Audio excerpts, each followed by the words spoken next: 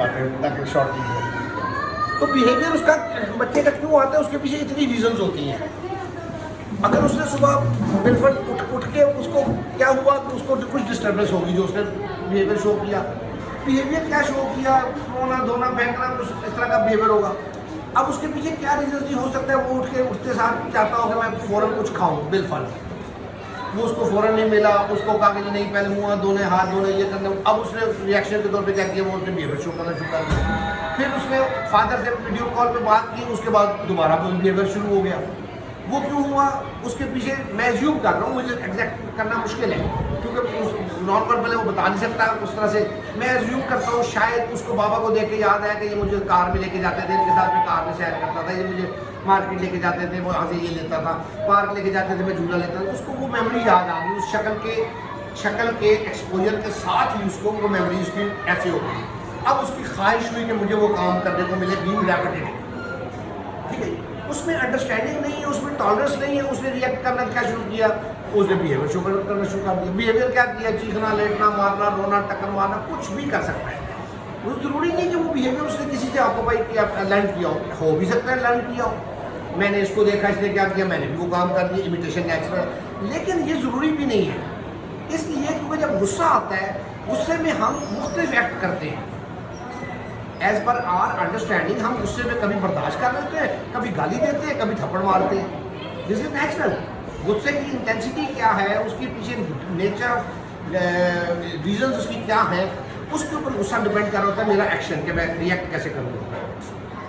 उसके पास क्या है, अंडरस्टैंडिंग नहीं है, टॉलरेंस नहीं है। अब वो क्या करेगा, कुछ भी रिएक्ट कर सकता है। उस बात शायद उतना सीवियर रिएक्शन वाली नहीं थी जितना उसने किया, क्योंकि उसके पास टॉलरेंस नहीं है, समझ नहीं है। अब वो कुछ तो करेगा। ये चीज़ें फ़र्क पड़ती है ग्रेजुअली जब हम करते हैं। फिर बिहेवियर को टैक्टफुली कैसे डील किया जाए, वो बड़ा इंपॉर्टेंट है। आप अगर वो बिलफर्ज में मिसाल देता हूँ कि अगर वो रोया पहले सुबह, आपने उसको प्यार किया, इब्राहिम क्या हुआ मेरे बच्चे, क्या लेना है, मैं नाश्ता देती हूँ, मैं अब बाबा के पास हम जाएंगे, हम ये कर, आपने ये बातें की बिलफर्ज उसके रोने पे। उसका रोना एक तो पहली बात है कि इतने टाइम तक गया, इतने टाइम हुआ होगा, ये पक्की बात है। इसकी आफ्टर इफेक्ट्स क्या है, जब दूसरी दफा उसको गुस्सा आया, उसने फिर रोना, जो भी बिहेवियर शुरू किया, अब उसको वो जो पहले आपने अटेंशन दी थी बिलफर्ज, अब उसका इफेक्ट आएगा। ये चीज़ मैं अभी यहाँ पे क्लास में करा के आया हूँ। एक बच्चे ने शाउट एक्टिविटी कर रहे थे, एक ने शाउट किया, जो टीचर खड़े थे साथ, उन्होंने उसका नाम लेके जोर से बोला, यानी कि मतलब ये लगा चुप चुप करो, तुम्हें क्या प्रॉब्लम है, क्यों रो रहे हो, क्यों चीख रहे हो, मतलब ये था। उस गुस्से का नाम लेने का अंदाज यानी कि ये था। उसका रिजल्ट क्या निकला, उसका रिजल्ट ये निकला कि उस बच्चे ने फिर दोबारा चीखा। अगर उसके उस चीख को इग्नोर कर देते, जो उन्होंने समझाने की, हम क्या करते हैं कि बच्चों को ना एक टिपिकल पैटर्न में समझाने की कोशिश करते हैं कि बेटा ऐसे नहीं करते, बुरी बात है, ये नहीं करना, या हम उनको अपना गुस्सा निकालते हैं, हम उनको कहते हैं चुप कर जाओ, तुम्हें कहाँ नहीं चुप करके बैठो, या आप थप्पड़ मारते हैं एक रास्ते। ये है वो अंदाज जो हमें एक उस बच्चे के साथ अप्लाई करते हैं जो उसको समझो, जिसमें अंडरस्टैंडिंग हो, जिसमें बर्दाश्त हो, जिसके डेवलपमेंटल पैटर्न ठीक है, नॉर्मल बच्चा टिपिकल डेवलपमेंट में जो है।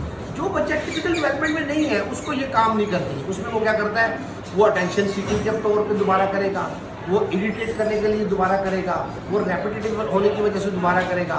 उसका रिजल्ट वही हुआ कि उसी बच्चे ने थोड़ी देर उधर किया और थोड़ी देर इतना टाइम बीच में गुजरा था, उसने दोबारा स्क्रीन की सेम। तो मुझे उसको ये ट्रेनिंग सेशन था, अभी मैं जो देख रहा था, तो उसमें मुझे उनको बताना पड़ा कि आपको ये काम नहीं करना चाहिए था, बल्कि आपको ऐसा बिहेव करना चाहिए था कि जैसे लोग अब उसको ये एनालाइज कर लें कि उसने चीखा क्यों पहली दफ़ा। हो सकता है वो जो लंबी कतार आपने लगाई हुई है, जिसकी वजह से आप एक एक बारी ले रहे हैं, उसका दिल चाह रहा है मैं जल्दी जाके बारी लूँ, उसमें इतनी बर्दाश्त नहीं है सिटिंग की, तो उसने बिहेवियर शो कर दिया। अब उसमें हमें स्ट्रेटेजी क्या बनानी चाहिए कि हम उसको जल्दी बारी दें। अगर ये रीज़न उसकी एक अपरेंटली थी, अगर उसको गर्मी लग रही थी तो तब उसका चीखना बड़ा नेचुरल है, उसको एक्सप्रेस करना, बर्दाश्त करना नहीं आता, अब उसने चीखा।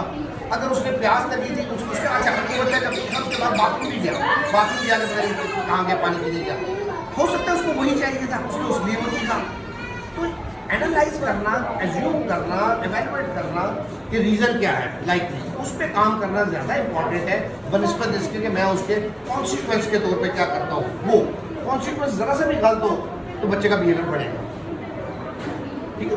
तो इसलिए need not to go, he is comfortable हो रहा है, अभी अंदर बैठा है, आराम से बैठा है, सुबह पड़ा रो रहा था। अभी मैंने रिकॉर्ड भी एक वीडियो भी की है, मैंने आपको दिखाता हूँ कि आपकी तसल्ली हो जाए कि मुतमिन रहे, ठीक बैठा है। वो उस टाइम का एक बिहेवियर था, कैसे डील हुआ, किस उस एनवायरनमेंट में आपके सामने उसका एक्शन डिफरेंट होगा। मुँह से बात करते आपके सामने और है, मेरे सामने और है। This is natural. चुप कर जाता है शायद उसको, लेकिन वो कैसे टैकल करें? बस मैं चाह रही हूँ कि वो हिटिंग वगैरह वाली चीज़ें ना करें। हिट उसमें हिट अगर आपके सामने ये एक्ट करता है, हिट करता है, ट्रिगर हो गया ना जिस वक्त। एक वीडियो मैंने कल की एक बच्चे की, वो जरूर आप देखिएगा, मैं 11-12 मिनट की है, देखिए उसमें बिहेवियर मॉडिफिकेशन भी मैंने ड्रिल की है, थोड़ा बताया है। जब वो ट्रिगर हो गया, गुस्सा आ गया उसको, अब उसको आप कुछ नहीं कर सकते। अब ना समझाएं उसको, ना उसको दिलासे दें, ना उसको प्यार करें।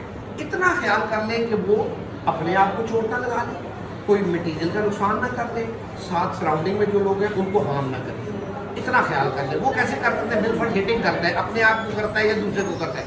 मैं उसको इग्नोर कैसे करूँगा कि मैं उसको वर्बली नहीं मना करूँगा, मैं उसको उधर मुँह करते हुए उसका हाथ नीचे कर दूँगा, मैं उस चीज़ को दूर कर दूँगा। चीज़ें फेंक रहे तो चीज़ें दूर कर दूँगा, एक्सेस से दूर कर दूँगा, ताकि फेंकने ना पाए, मारने ना पाए, काटने ना पाए, हेड बैंग ना करने पाए, जो भी ऑड। क्योंकि अगर वो करता रहेगा बिलफर्ड, उसको भी मैं इग्नोर करूँगा तो क्या होगा? वो रिपीटेडली होकर स्ट्रांग हो जाएगा ना। इसलिए मुझे उसको फिजिकली रोक लेना है और डिस्ट्रैक्ट करने की कोशिश करनी है बगैर बोले। उस वक्त हमारा जब गुस्सा आया होता ना, दूसरा हदीस भी सुनाए ना, नाउज़ुबिल्लाह, या अच्छी बात भी बताए, तो वो हमें अच्छी नहीं लगती है, क्योंकि हम उस फ्रेम ऑफ माइंड में नहीं होते उसको सुनने के लिए, समझने के लिए ना। हमारा अंदर वो एग्रेशन इतना पाइलअप हो चुका होता है, तो इसलिए उस वक्त उसको काउंसिल करना is not required. Ignoring crying श्राइंग पर द बेस्ट है, बेहतरीन फर्क पड़ता है बच्चे में। मैं आपको वल्लाह कहता हूँ फर्क पड़ता है। इग्नोरिंग एंड स्टॉपिंग ऑड, ये नेक्स्ट आपका हो सकता है। तीसरी चीज़ इंपॉर्टेंट ये है कि जिस वजह से इवेल्युएशन ऑफ बिहेवियर के मुताबिक आप उसका फंक्शन देखेंगे वो क्यों हुआ था, अब नेक्स्ट टाइम के लिए उसकी अपॉर्चुनिटी को बचाएं। ठीक है, बाद में सडन हमारी इंस्ट्रक्शन, बच्चा इधर बैठा हुआ है, मैं उसको अचानक कहता हूँ चलो ये करो, वो विलिंग नहीं था, या वो कुछ पहले अपना काम कर रहा है, उसमें बैठा, मैं कहता हूँ नहीं ये करो। अब ये सडन जब इन पे अचानक आता है ना एक इंस्ट्रक्शन, वो भी प्रॉब्लम करती है। वो क्या प्रॉब्लम करती है कि उसमें उसको टॉलरेट अंडरस्टैंड नहीं कर पाता वो अब वो कहता है मैं ये काम छोड़ के कैसे होगा, उसके अंदर वो हमने उस लेवल पे भी नहीं आया। अब वो क्या करेगा? मुझे शो करेगा। हमें थोड़ा सा प्रिपेयर करना पड़ता है। एक वक्त आता है हम बार बार ड्रिल्स क्या कराते हैं, हम एक काम को दरमियान में छोड़ के अगला कराते हैं, फिर दरमियान इस कभी काम कंप्लीट रैंडम करते हैं ना, कभी काम कंप्लीट कराते हैं, कभी दरमियान में कुछ इंस्ट्रक्शन दे के प्रोसेस कराते हैं। ये हम उसको प्रिपेयर कर रहे होते हैं कि एक अचानक काम करते हुए कभी लाइफ में ऐसा भी हो सकता है, आप उधर जा रहे हैं, साहिवाल जा रही हैं, रास्ते में आपको फ़ोन आता है नहीं उधर जाना है, लाहौर जाना है, आप उधर मुड़ जाएंगी ना कि आप पहले साहिवाल जाएंगे फिर लाहौर आएंगी ना। तो ये एज पर दी सिचुएशन हम डिसीजन लेते हैं। इन बच्चों में रेपिटेटिवनेस में, हाइपर एक्टिविटी में, इन चीज़ों की वजह से ये चीज़ नहीं होती, लैक ऑफ अंडरस्टैंडिंग होती है। इसलिए हमें उनको ड्रिल करानी पड़ती है यहाँ पे खेल में। ब्लॉक्स बना रहे हैं, पूरे नहीं बने, ये काम कर दो, बीच में ब्रेक कर रहे हैं, नीचे गिरता है वो फौरन उठाते हैं। अब अगर उसको रोकना चाहे कि अभी ना उठाओ बाद में उठाओ, तो इनको बड़ा प्रॉब्लम हो जाता है। वो रोते हैं, चीखते हैं कि आप मुझे क्यों नहीं उठाने दे रहे, क्योंकि वो उन्होंने बार पहले ये किया होता है। तो मैं उनको कहता हूँ नहीं अभी उठाएंगे, मैं इस बात पर जान के गिराता हूँ, ड्रिल कराता हूँ। तो tolerance and understanding in the child, ताकि उसको समझ आए कि मैंने क्या करना है। ये वो ड्रिल्स हैं, ये वो चीज़ें हैं जिसको हमें इतना पीरियड कराना पड़ता है। ग्रेजुअली सेटल होते अंडरस्टैंडिंग बेहतर हो जाती है, रैपिडिवनेस बेहतर हो जाती है, हाइपर एक्टिविटी कंट्रोल हो जाती है। उसकी main barriers of in learning जो होते हैं, अभी मैं सुबह एक सेशन जो उधर करके आया हूँ, वो भी अपलोड होगा ग्रुप में, आप देखेंगे। वो बच्चा जो है वो मतलब है, उन्होंने कहा जी इस एप्पल 2 दफ़ा बोला है आज माशाल्लाह, मुझे बड़ी खुशी हुई। उस वक्त प्रॉब्लम क्या आ रहा था कि जहाँ पे जो फ्यू चीज़ है वो उसके बजाय दूसरी मांगते हैं, तो वो कहता है नहीं मैंने वही देनी है। वही क्यों देनी है? क्योंकि हमने उसको बार वही करवाया हुआ है, या उसने उसके नज़दीक वही है कि मैंने ये वाला एप्पल मॉडल में पड़ा हुआ है, लेकिन एप्पल फ्लैश कार्ड में पड़ा हुआ मांग रहे हैं, तो वो कहता है मैंने मॉडल वाला ही उठा रहा है, क्योंकि हमने बार उसको शायद ड्रिल करा दिए। अब उसको रैंडम करने के लिए वो तैयार नहीं है। उसको एप्पल का पता है, सारी चीज़ों का पता है, लेकिन वो रेपिटेटिवनेस की वजह हम हर चीज़ को रैंडम करते हैं ताकि रेपिटेटिवनेस यहाँ से खत्म हो, रेंज में आए, जहाँ वो एज पर सिचुएशन चीज़ को रिपीट करे वरना ना करे।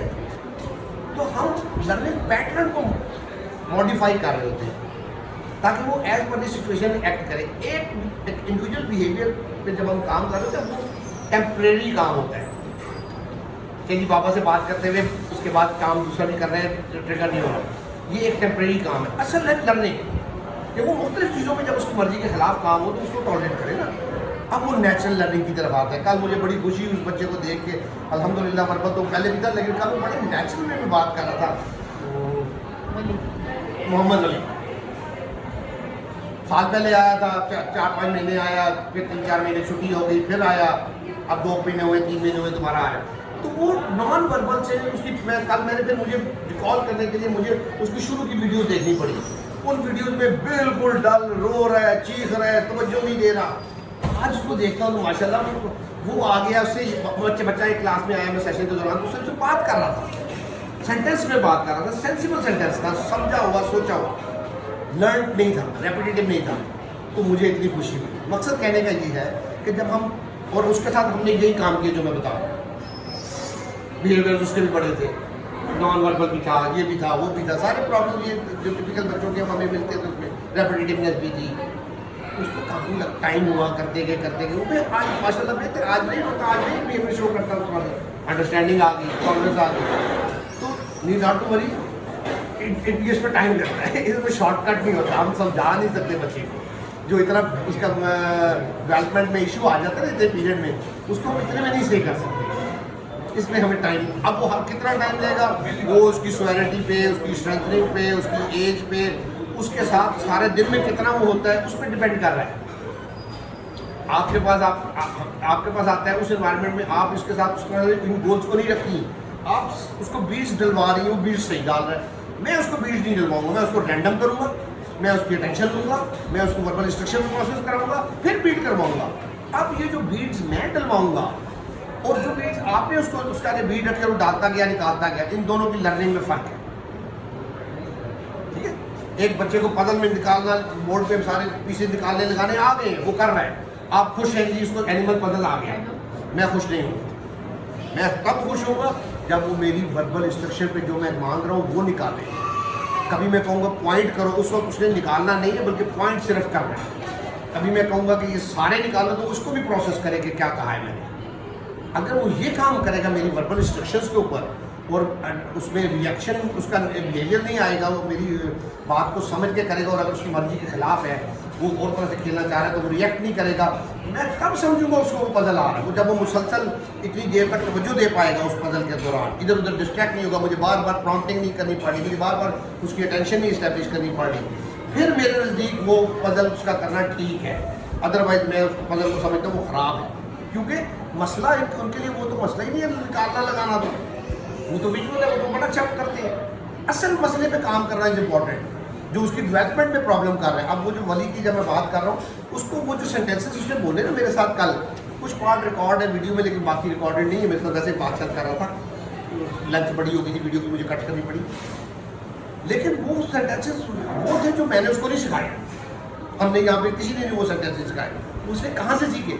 माहौल से, जहाँ पर उसने किसी दूसरे को सुना कुछ बोलते हुए, उसने किसी को देखा, अटेंशन दी। दरअसल हम अटेंशन बेहतर, मेरा एम क्या होता है, मैं उसकी अटेंशन बेहतर करूँ ताकि वो माहौल से लर्न करे। मैं कितना सिखा दूंगा उसको, इतना सा।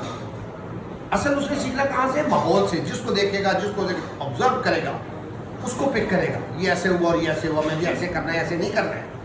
हम वो बेसिकली मशीन के ऊपर जिस पे फंक्शन उसने करना है ना, उस मशीन में चेंजेस ला रहे होते हैं ब्रेन में। ये साइंस है मेरी, एंड अल्हम्दुलिल्लाह इट वर्क्स। इतने बच्चों को मैं देखता हूँ इट वर्क्स, और ये नेचुरल भी है। नेचुरल बच्चे की डेवलपमेंट भी ऐसी होती है ना, नॉर्मल टिपिकल पैटर्न। तो वही होता ना, ये नॉट टू वरी बिहेवियर उसके हैं। और मैं हमेशा सबको बताता हूँ कि जब आप काम करेंगे ना इस मेरे मेथड पे, तैयार रह के बिहेवियर्स आएंगे। इब्राहिम के पहले बिहेवियर्स आए थे, लेट जाता है, रोता है, ये करता है, अब करता है, क्यों नहीं करता? अंडरस्टैंडिंग आ गई, टॉलरेंस आ गई, कुछ वर्ड भी टूटे फूटे बोल देता है अचानक, कुछ कभी नहीं भी कर रहा होता, इतनी प्रॉब्लम हुई। So but things are progressive. ठीक है, मूसा पहले बैठता भी कोई एक्टिवली खेल रहा था, प्रॉपर खेल रहा था माशाल्लाह, ऑन इंस्ट्रक्शन भी समझ रहा था कि क्या मतलब है इसका, मैं क्या करूँ। तो दिस कीप्स इंक्रीजिंग। इसको तो अभी थोड़े से दिन हुए हैं। आपने इसे, मैंने कहा था देखिए बीड्स या बदल करवाने का आपका तरीका क्या है और मेरा क्या है, इट मैटर्स इनफैक्ट। आपने पहले काम तो आपने भी उसके साथ बड़े अरसे से कर रही हैं, बीइंग मदर, जाहिर बात कितना कर रही है, किस पैटर्न पे कर रही है, वो इम्पोर्टेंट है। असल टास्क हमारा जो है वो इसका लर्निंग पैटर्न है, ना कि एक एक्टिविटी जो हम करवा रहे हैं उसको। तो आपको मैं कल एक छोटे से बॉल से लेफ्ट हैंड से कह रहा था रोल करो, रोल कर सकता है, लेफ्ट हैंड फंक्शनल है उसका, उसे नहीं कर रहा था। तो वीडियो देखे उसकी कितनी एफर्ट मुझे करनी पड़ी उसके साथ, प्रॉम्प्ट कर एंड ऑफ द सेशन जाकर बमुश्किल उसने थोड़ा बहुत रोलिंग उसकी बॉल की शुरू कर दी, छोटा बॉल। मदर ने वो वीडियो देखी, मदर मुझे कहती है कि सारे ये क्या हुआ, ये तो बड़े अच्छे बॉल गिराता था, बॉटल्स गिराता था, मारता था, तो ये रिग्रेस कर रहा है पीछे जा। Point is not this. जब वो बैठा मेरे पास, वीडियो के अंदर ही ये कैप्चर्ड है, वो उस बॉल को राइट हैंड से पकड़ के ऐसे मारना चाह रहा था, ये है थ्रोइंग, मैं कह रहा था role, there is a difference. अब वो उसने पहले बड़े बॉल बड़ी बॉटल के साथ बड़ी इन्वायरमेंट में किया, मैं कह रहा था टेबल पे करो, दिस इज चेंज। अब उसका लेफ्ट हैंड फंक्शनल है तो ही रोल कर दे, क्या है, 2 दफा कर दे, तीसरी दफा ना करे, मैं नहीं करता बस होकर मुझे वो है करना, वो उससे हो ही नहीं रहा था। What does this mean? This is repetitiveness. This is lack of generalization. तो इसलिए हम जो चीज़ एक जगह पे सिखाते हैं फिर उसको जनरलाइज करते हैं, मुख्तलिफ अंदाज में काम करवाएं। बॉल को भी रोल करना है, इस बड़े रोलर को भी रोल करना है, इसको प्लेटो को रोल करना है। अब उसको समझ आएगी रोल खाली वो नहीं होता, ये भी होता है, ये भी होता है, क्रीम रोल भी होता है, फलाना रोल भी होता है। ये सिखाना उसको जरूरी दरकार है। दरअसल ये नहीं सिखाना दरकार कि वो बॉल गिरते बॉटल गिराने लग जाए, वो ऐसे मार रहे हैं, वो गलत है, वो एक रेपिटेटिव पैटर्न है। मैं खुश होता हूँ बड़ा अच्छा खेल रहा है, no he is not playing, he is repeating, he is showing hyper activity. जब उसको कहते हैं तुम छोड़ो मेरी बारी है, उसको वो अकड़ जाता है, लड़ने लग जाता है, तो ये खेल तो कोई ना खेलना हुआ, तो कहता है मैं नहीं मारना है, तो ये तो गलत हो गया। ये कब उसको समझ आएगी कि मेरे बाद किसी और की भी बारी हो सकती है, जब उसमें वेटिंग टॉलरेंस आएगी, जब उसमें बर्दाश्त आएगी, जब उसमें सोशल इंटरेक्शन उसका बढ़ेगा। वो कब बढ़ेगा, जब हम उसको ड्रिल्स कराएंगे बार बार बार बार। अब उसको समझ आएगी कि भाई कभी मैंने इंतजार करना है, दूसरे ने मारना है, कभी मैंने बॉल को ऐसे फेंकना है, कभी मैंने ऐसे फेंकना है, कभी मैंने बॉल को किक करनी है, अदरवाइज एक ही पैटर्न करेगा। पॉइंट मेरा, मैं सॉरी बहुत लंबा टाइम ले लिया, आई एम सॉरी, बट मैं आपको ये समझाना चाहता हूँ कि आपकी परेशानी बिल्कुल वजह है, समझ जाएंगी तो परेशानी दूर हो जाएगी, और फिर अल्लाह पे तवक्कल करके बर्दाश्त करके टाइम उसको समझे कि वो टाइम लगता है, तो इंशाल्लाह अल्लाह करेगा हो जाएगा, नीड नॉट टू वरी, चीज़ कंफर्टेबल है। Thank you.